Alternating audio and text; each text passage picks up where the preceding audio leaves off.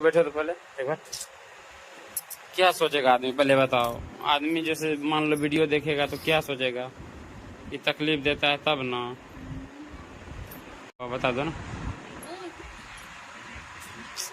दोस्तों। देखिए अभी बता नहीं रही है कि क्या हुआ है, फिर अगला सोचेगा कि मन्नू इसको कभी याद आएगा तो क्या बोलेंगे, हम थोड़ी कुछ बोलेंगे।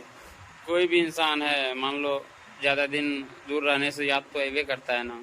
अरे बाप रे, आरती रो रहल है। न रो आरती, न रोआ, तू तो रोइबे करबा। तो हेलो यूट्यूब फैमिली, हमारे चैनल में आप लोग को स्वागत है। पीछे देख रहे हैं वीडियो में आपकी आरती बहुत ज्यादा रो रही। कैला रोई थी हम बताऊं? तो अपनी माँ के याद करे, बाप के याद करे, तो जैसी करनी वैसी भरनी। तो और छोटू के भी साथ में याद करे छे।